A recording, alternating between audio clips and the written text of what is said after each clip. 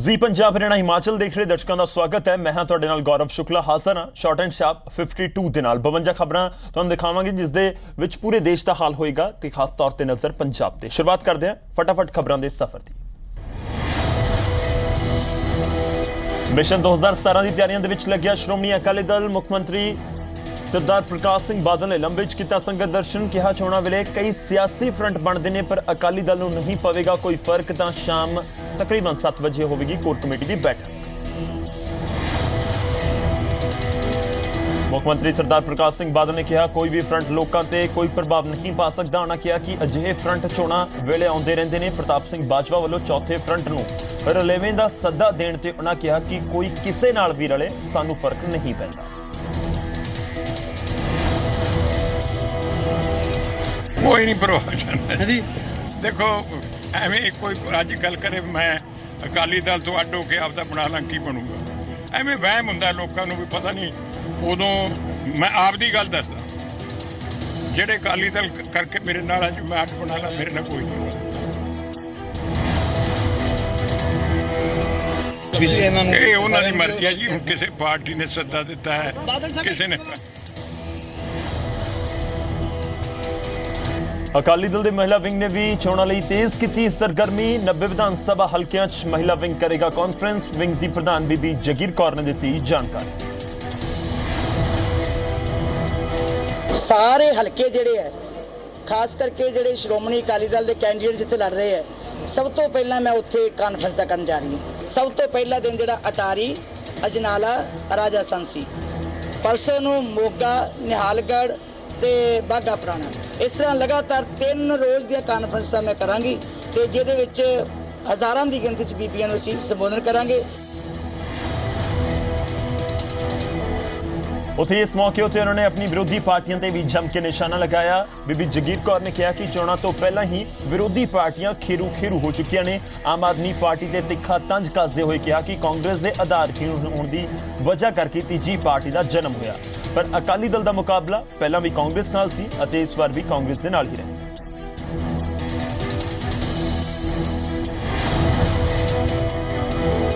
दिल्ली दे विच पात की दुनिया सी, उन्होंने किसी कांग्रेस का भी दुखी से। कांग्रेस वाले लोग जो जीरो हो चुके थे, कांग्रेस अपना आधार गवा चुकी सी। वो कांग्रेस का आधार गुआचण करके तीजी पार्टी जी सी अचानक होंद विच आ गई। तीजी पार्टी कोई इत्थे आ जाए। हाँ, कांग्रेस नाल लड़ाई हमेशा अकाली दल की रही है पंजाब दे विच। अज भी जी लड़ाई होएगी श्रोमणी अकाली दल ते कांग्रेस की होएगी। तीजी पार्टी पहले ही खेरू खेरू हो गई है। उधर भगवंत मान अज संगरूर च नजर आया ते इत्थे उन्हां लोकां दी मुश्किलां सुणियां। इस मौके उन्हां मीडिया के सवालों का जवाब देंदे हुए मान ने पार्टी या फिर आम आदमी पार्टी के आगू फुलका एच एस फुलका नाल किसी भी तरह की नाराजगी तो इनकार किया।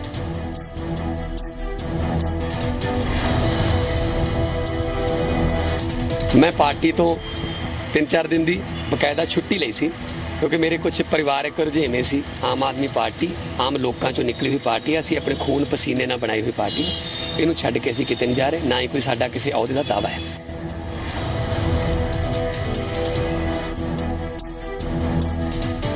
सियासी सरगर्मी तो दूर रहने के मुद्दे ते चुके गए सवाल ते भगवंत मान ने कहा कि बादल साहब पंजाब की फिक्र करन तां मुख मंत्री बोले भगवंत नूं पै गया कोई भुलेखा, किसी नूं उन्हां दी कोई चिंता नहीं।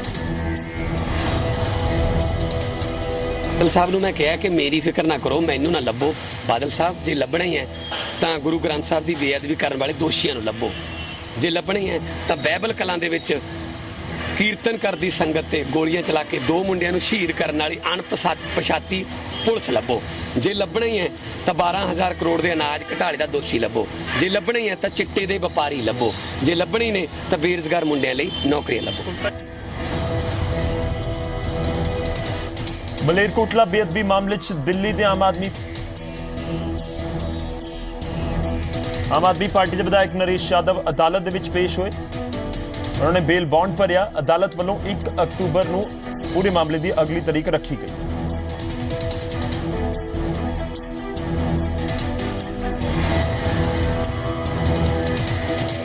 इसमें हम लोगों को एक तो चालान की कॉपी दी गई, एक इन्होंने जो केस में एक एडिशनल सेक्शन जोड़ी थी उसके लिए जो बेल ऑर्डर था वो हमने पेश किया।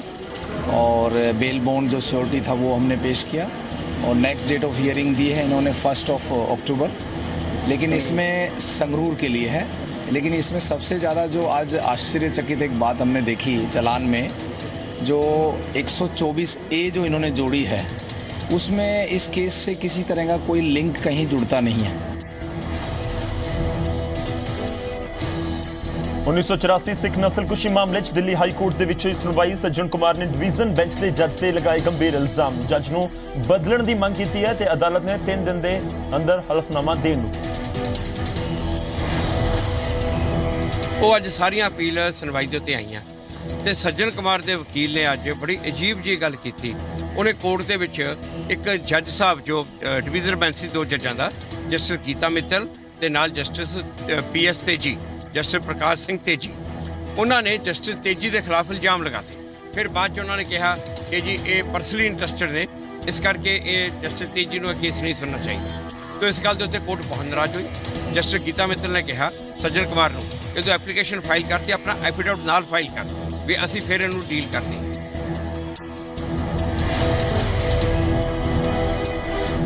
ਕੁਰੂਕਸ਼ੇਤਰ ਵਿੱਚ ਸ਼੍ਰੀ ਜੈਰਾਮ ਵਿਦਿਆਪੀਠ ਵਿੱਚ ਪ੍ਰਬੰਧਿਤ ਪ੍ਰੋਗਰਾਮ ਦੇ ਵਿੱਚ ਪਹੁੰਚੇ ਹਰਿਆਣਾ ਦੇ CM ਮਨੋਹਰ ਲਾਲ। ਸਵਾਮੀ ਸਤਿਮਿਤਰਾਨੰਦ ਗਿਰੀ ਮਹਾਰਾਜ ਨੂੰ 85ਵੇਂ ਜਨਮ ਦਿਨ ਦੀ ਦਿੱਤੀ ਮੁਬਾਰਕਬਾਦ। ਉਰੀ ਦੇ ਵਿੱਚ ਸ਼ਹੀਦ ਹੋਏ ਵੀਰ ਜਵਾਨਾਂ ਦੀ ਯਾਦ ਵਿੱਚ ਰੱਖਿਆ 2 ਮਿੰਟ ਦਾ ਮੌਨ। ਸੰਤ ਸਮਾਜ ਦੀ ਪਾਕਿਸਤਾਨ ਨੂੰ ਸਬਕ ਸਿਖਾਉਣ ਦੀ ਅਪੀਲ। ये बहुत ही एक कष्टदायक और दुखदपूर्ण घटना है और निश्चित रूप से मैं समझता हूँ हमारे देश की सरकार कोई ना कोई इसका एक प्रत्युत्तर ज़रूर देगी। किस प्रकार से वो देंगे ये उनका काम है, लेकिन एक इस घटना के विरुद्ध एक बहुत रोष है समाज में भी, हरियाणा में विशेष करके, और इसलिए मैं इस घटना की बहुत निंदा करता हूँ। आज हमने उनके प्रति श्रद्धांजलि अर्पित करने के लिए मंच से भी अपनी सब जनता को आह्वान भी किया है। उनके श्रद्धांजलि के स्वरूप एक 2 मिनट का मौन भी हमने रखा है, उनको श्रद्धांजलि अर्पित की।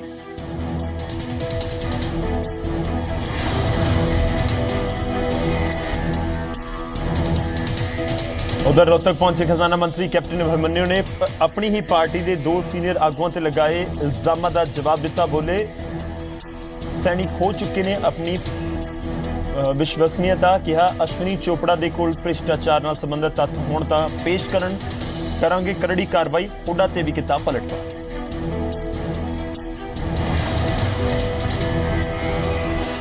दहशतवाद ते पाकिस्तान नूं कौमांतरी पद्धर उत्ते घेरन दी तैयारियां। प्रधानमंत्री मोदी दे नाल 1.5 घंटे तक चली हाई लैवल मीटिंग। पाकिस्तान नूं दहशतगर्दी देश ऐलान करन दे पक्ष विच भारत।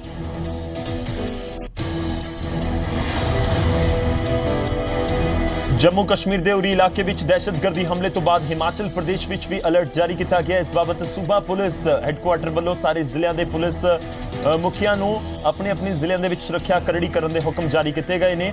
इसके अलावा हिमाचल के चंबा जम्मू बॉर्डर उत्ते भी सुरक्षा व्यवस्था करड़ी कर दी गई है। नाल ही जम्मू कश्मीर और पंजाब नाल लगदी हिमाचल के सरहदी जिलों में पुलिस जवानों की वाधू टीमां तैनात कर दी गई हैं। पुलिस हैडकुआटर के वड्डे अफसरों के मुताबिक हिमाचल में दाखिल होने वाले हर शख्स ते गड्डी नूं चंगी तरह जांचण तो बाद ही दाखिल होण दिता जाए।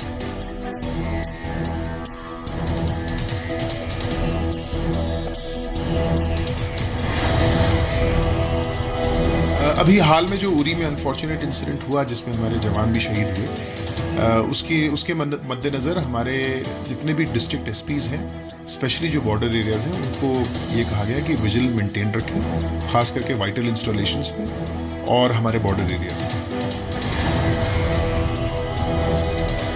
तो सरकार ने कहा कि भारत के कोल पाकिस्तान के खिलाफ तमाम सबूत ने। अगली रणनीति ते गृह मंत्रालय के भी चर्चा हुई। रक्षा मंत्री की नसीहत बयानबाजी तो बचो, पार्टी आगू ते मंत्री।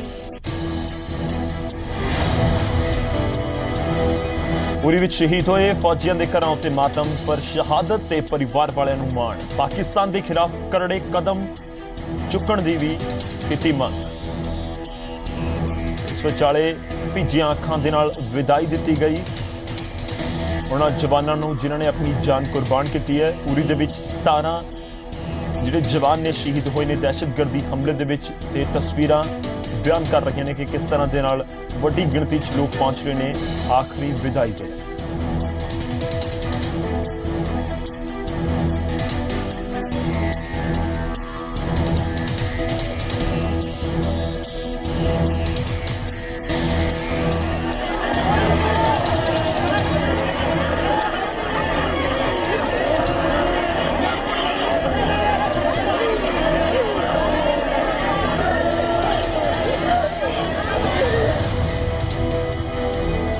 ਉਰੀ ਵਿੱਚ ਸ਼ਹੀਦ ਜਵਾਨਾਂ ਦੀ ਗਿਣਤੀ ਹੁਣ 18 ਹੋ ਚੁੱਕੀ ਹੈ। ਦਹਿਸ਼ਤਗਰਦੀ ਹਮਲੇ ਤੇ ਦੇਸ਼ ਭਰ ਦੇ ਵਿੱਚ ਗੁੱਸਾ ਵੀ ਫੁੱਟ ਰਿਹਾ ਹੈ। ਅਮਿਤਾਭ ਬੱਚਨ ਨੇ ਵੀ ਜਤਾਇਆ ਦੁੱਖ।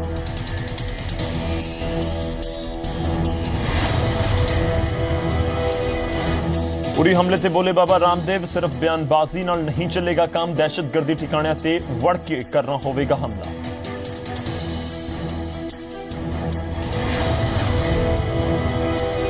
ਦਿੱਲੀ ਦੇ ਡਿਪਟੀ ਸੀਐਮ ਸਿਸੋਦੀਆ ਤੇ ਐਲਜੀ ਹਾਊਸ ਦੇ ਬਾਹਰ ਸੁੱਟੀ ਗਈ ਸਿਆਹੀ, ਪੁਲਿਸ ਨੇ ਮੁਲਜ਼ਮ ਨੂੰ ਫੜਿਆ। ਸਿਸੋਦੀਆ ਬੋਲੇ ਇਹ ਸਭ ਬੀਜੇਪੀ ਕਾਂਗਰਸ ਦਾ ਕੀਤਾ ਹੋਇਆ।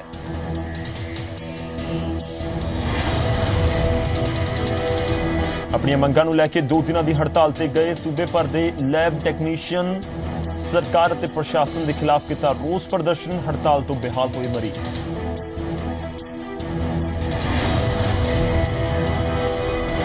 ਆਪਣੀ 12 ਸੂਤਰੀ ਮੰਗਾਂ ਨੂੰ ਲੈ ਕੇ ਸਰਵ ਕਰਮਚਾਰੀ ਸੰਘ ਦਾ ਹਿਸਾਰ, ਮਿਨੀ ਸਕੱਤਰੇਤ ਦੇ ਸਾਹਮਣੇ ਧਰਨਾ ਪ੍ਰਦਰਸ਼ਨ, ਨਾਇਬ ਤਹਿਸੀਲਦਾਰ ਨੂੰ ਜ਼ਿਲ੍ਹਾ ਮੁਖੀ ਦੇ ਨਾਮ ਸੌਂਪਿਆ ਮੰਗ ਪੱਤਰ। 20 ਅਕਤੂਬਰ ਤੱਕ ਮੰਗਾਂ ਨਾ ਮੰਨੇ ਜਾਣ ਤੇ ਲੜੀਵਾਰ ਹੜਤਾਲ ਦੀ ਚੇਤਾਵਨੀ। ਡੇਰਾ ਮੁਖੀ ਗੁਰਮੀਤ ਰਾਮ ਰਹੀਮ ਤੇ ਚੱਲ ਰਹੇ ਸਾਧਵੀ ਰੇਪ ਕੇਸ ਦੀ ਅਗਲੀ ਸੁਣਵਾਈ 22 ਸਤੰਬਰ। ਹਰਿਆਣਵੀ ਰਾਗਨੀ ਗਾਇਕਾ ਸਪਨਾ ਚੌਧਰੀ ਨੂੰ ਪੰਜਾਬ ਅਤੇ ਹਰਿਆਣਾ ਹਾਈ ਕੋਰਟ ਤੋਂ ਰਾਹਤ ਨਹੀਂ ਮਿਲੀ। ਅਦਾਲਤ ਨੇ ਉਹਨਾਂ ਦੀ ਗ੍ਰਿਫਤਾਰੀ ਤੇ ਰੋਕ ਲਗਾਉਣ ਤੋਂ ਇਨਕਾਰ ਕਰ ਦਿੱਤਾ। ਅਦਾਲਤ ਨੇ ਕਿਹਾ ਕਿ ਦੋਨੋਂ ਧਿਰਾਂ ਇਸ ਮਾਮਲੇ ਵਿੱਚ ਬੈਠ ਕੇ ਸਮਝੌਤਾ ਕਰ ਲੈਣ।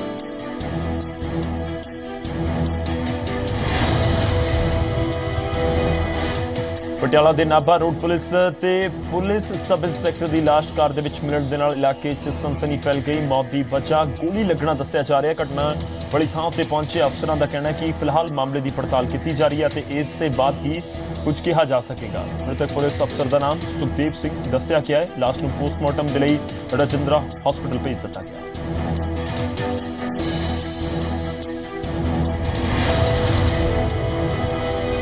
ਪਟਿਆਲਾ ਪੁਲਿਸ ਨੇ ਇੱਕ ਕਤਲ ਦਾ ਮਾਮਲਾ ਸੁਲਝਾਉਣ ਦਾ ਦਾਅਵਾ ਕੀਤਾ ਹੈ। ਪੁਲਿਸ ਨੇ ਰਿਟਾਇਰਡ ਫੌਜੀ ਦੇ ਕਤਲ ਦੇ ਮਾਮਲੇ 'ਚ ਇੱਕ ਔਰਤ ਸਣੇ 2 ਮੁਲਜ਼ਮਾਂ ਨੂੰ ਗ੍ਰਿਫਤਾਰ ਕੀਤਾ ਹੈ। ਪੁਲਿਸ ਮੁਤਾਬਕ ਮਾਮਲਾ ਪ੍ਰੇਮ ਪ੍ਰਸੰਗ ਦਾ ਸੀ।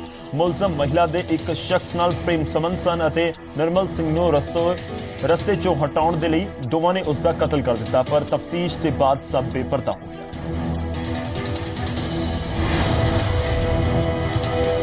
ਕਰਨਾਲ 'ਚ ਚੋਰਾਂ ਦੀ ਦਹਿਸ਼ਤ ਹੈ। ਸ਼ਾਤਰ ਚੋਰਾਂ ਨੇ ਦੁਕਾਨਾਂ ਨੂੰ ਨਿਸ਼ਾਨਾ ਬਣਾਇਆ। ਰਾਤ ਨੂੰ ਚੋਰਾਂ ਨੇ ਸੈਕਟਰ 6 ਮਾਰਕੀਟ ਦੇ ਵਿੱਚ 4 ਦੁਕਾਨਾਂ ਚੋਰੀ ਦੀ ਵਾਰਦਾਤ ਨੂੰ ਅੰਜਾਮ ਦਿੱਤਾ। ਚੋਰ ਛੱਤ ਦੇ ਰਾਤ ਦੁਕਾਨਾਂ ਦੇ ਵਿੱਚ ਦਾਖਲ ਹੋਏ, ਪਰ ਚੋਰੀ ਦੀ ਵਾਰਦਾਤ ਸੀਸੀਟੀਵੀ ਕੈਮਰੇ ਦੇ ਵਿੱਚ ਕੈਦ ਹੋ ਗਈ। ਸੀਸੀਟੀਵੀ ਵਿੱਚ 2 ਸ਼ਖਸ ਚੋਰੀ ਕਰਦੇ ਹੋਏ ਨਜ਼ਰ ਆ ਰਹੇ।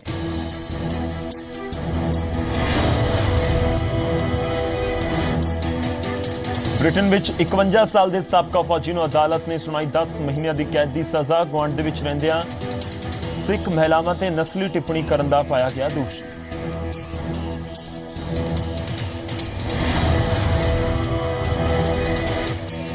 ਰਾਜ ਸਭਾ ਮੈਂਬਰ ਡਾਕਟਰ ਸੁਭਾਸ਼ ਚੰਦਰਾ ਦੇ ਹੁਕਮਾਂ ਤੋਂ ਬਾਅਦ ਕਾਰਵਾਈ ਦੇ ਵਿੱਚ ਲੱਗਿਆ ਹਿਸਾਰ ਜ਼ਿਲ੍ਹਾ ਪ੍ਰਸ਼ਾਸਨ। ਸੜਕਾਂ ਤੋਂ ਗਊਸ਼ਾਲਾ ਦੇ ਵਿੱਚ ਭੇਜੇ ਜਾ ਰਹੇ ਨੇ ਅਵਾਰਾ ਪਸ਼ੂ। ਰਾਜ ਸਭਾ ਮੈਂਬਰ ਨੇ ਲੋਕਾਂ ਨੂੰ ਪ੍ਰਸ਼ਾਸਨ ਦਾ ਸਾਥ ਦੇਣ ਦੀ ਕੀਤੀ ਅਪੀਲ।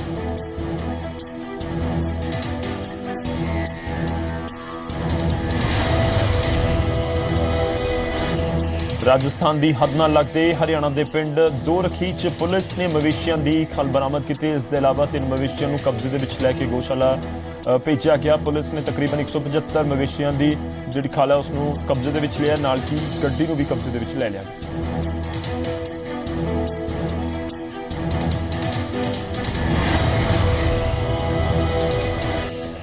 ਫਤਿਹਾਬਾਦ ਤੇ ਰਤੀਆ ਇਲਾਕੇ ਦੇ ਵਿੱਚ ਡਾਇਰੀਆ ਫੈਲ ਗਿਆ। ਡਾਇਰੀਆ ਦੀ ਵਜ੍ਹਾ ਨਾਲ ਇੱਕ ਪਰਿਵਾਰ 'ਚ 2 ਬੱਚਿਆਂ ਦੀ ਮੌਤ ਹੋ ਗਈ, ਜਦਕਿ 100 ਤੋਂ ਵੱਧ ਲੋਕ ਸਿਵਲ ਹਸਪਤਾਲ ਦੇ ਵਿੱਚ ਭਰਤੀ ਹੋਏ ਨੇ। ਸਥਾਨਕ ਲੋਕਾਂ ਦਾ ਇਲਜ਼ਾਮ ਹੈ ਕਿ ਇੱਥੇ ਪਿਛਲੇ ਲੰਬੇ ਸਮੇਂ ਤੋਂ ਗੰਦੇ ਪਾਣੀ ਦੀ ਸਮੱਸਿਆ ਹੈ, ਪਰ ਸ਼ਿਕਾਇਤ ਕਰਨ ਦੇ ਬਾਵਜੂਦ ਵੀ ਸਿਹਤ ਵਿਭਾਗ ਦੇ ਅਫਸਰਾਂ ਨੇ ਇੱਥੇ ਕੋਈ ਧਿਆਨ ਨਹੀਂ ਦਿੱਤਾ। ਪੰਜਾਬ ਅਤੇ ਹਰਿਆਣਾ ਹਾਈ ਕੋਰਟ ਵੱਲੋਂ ਲੁਧਿਆਣਾ ਦੇ ਸਿੱਧਵਾਂ ਬੇਟ ਦੇ ਨੇੜੇ ਸਤਲੁਜ ਨਦੀ ਦੇ ਵਿੱਚ ਹੋ ਰਹੀ ਗੈਰਕਾਨੂੰਨੀ ਮਾਈਨਿੰਗ ਤੇ ਰੋਕ ਲਗਾਈ ਹੈ ਤੇ ਉਸ ਨੂੰ ਫਿਲਹਾਲ ਬਰਕਰਾਰ ਰੱਖਿਆ ਗਿਆ ਹੈ। ਰੋਕ 30 ਸਤੰਬਰ ਤੱਕ ਜਾਰੀ ਰਹੇਗੀ। ਪਟੀਸ਼ਨਕਰਤਾ ਦੇ ਮੁਤਾਬਕ ਤਕਰੀਬਨ 10 ਕਨਾਲ ਜ਼ਮੀਨ ਗੈਰਕਾਨੂੰਨੀ ਮਾਈਨਿੰਗ ਦੀ ਵਜ੍ਹਾ ਦੇ ਨਾਲ ਸਤਲੁਜ ਨਦੀ ਦੇ ਵਿੱਚ ਧੱਸ ਗਈ ਅਤੇ ਹੁਣ ਉਸ ਦੇ ਵੱਲ ਪੰਜਾਬ ਹਰਿਆਣਾ ਹਾਈ ਕੋਰਟ ਦਾ ਰੁਖ ਕੀਤਾ ਗਿਆ ਕਿ ਉਸ ਦੀ ਜ਼ਮੀਨਾਂ ਨੂੰ ਬਚਾਇਆ ਜਾਵੇ। ਫਰੀਦਕੋਟ 'ਚ ਬਾਬਾ ਸ਼ੇਖ ਫਰੀਦ ਜੀ ਦੇ ਆਗਮਨ ਪਰਬ ਦੇ ਸੰਬੰਧ ਵਿੱਚ ਲੱਗਣ ਵਾਲਾ ਧਾਰਮਿਕ ਵਿਰਾਸਤੀ ਮੇਲਾ ਅੱਜ ਸ਼ਾਨੋ ਸ਼ੌਕਤ ਦੇ ਨਾਲ ਸ਼ੁਰੂ ਹੋ ਗਿਆ। ਇਸ ਦੌਰਾਨ ਅੱਜ ਟੀਲਾ ਬਾਬਾ ਸ਼ੇਖ ਫਰੀਦ ਦੇ ਵਿੱਚ ਸੁਖਮਨੀ ਸਾਹਿਬ ਦੇ ਪਾਠ ਨਾਲ ਸ਼ੁਰੂ ਹੋਇਆ, ਜਿਸ ਦੇ ਬਾਅਦ ਸ਼ਹਿਰ ਭਰ ਦੇ ਵਿੱਚ ਕਾਫਿਲਾ ਵਿਰਾਸਤ ਕੱਢਿਆ ਗਿਆ। ਇਸ ਕਾਫਿਲਾ ਇਹ ਵਿਰਾਸਤ ਵਿੱਚ ਪੰਜਾਬ ਦੇ ਵਿਰਾਸਤੀ ਅਤੇ ਪੁਰਾਤਨ ਸਮਾਜ ਦੀਆਂ ਝਲਕੀਆਂ ਵੇਖਣ ਨੂੰ ਮਿਲੀਆਂ।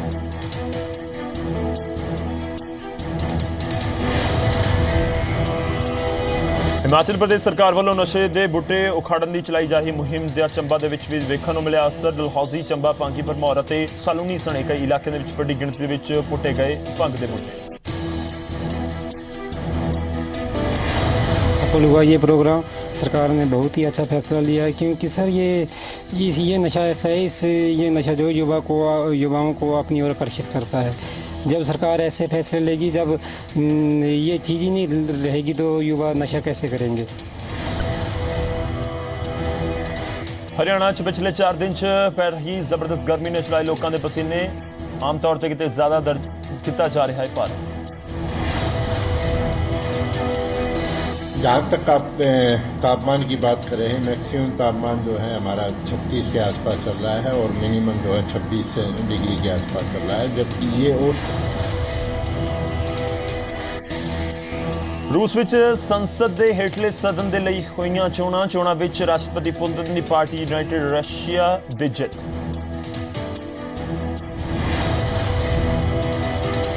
रूस ने किया 5वीं पीढ़ी की ऑटो कैनन गन का टेस्ट फायर। 1 मिनट के 1800 राउंड गोलियां दागी।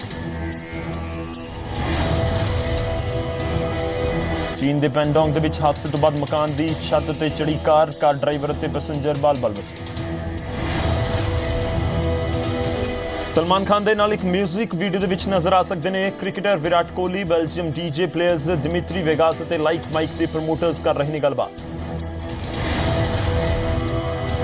सोनाक्षी सिन्हा ने भी देश ਦੀਆਂ ਕੁੜੀਆਂ ਨੂੰ ਦਿੱਤੀ ਸਲਾਹ, ਆਪਣੇ ਕੱਪੜਿਆਂ, ਵਜ਼ਨ ਅਤੇ ਖਾਣ ਪੀਣ ਤੇ ਕਿਸੇ ਨੂੰ ਵੀ ਨਾ ਦਵੋ ਬੋਲਣ ਦਾ ਮੌਕਾ।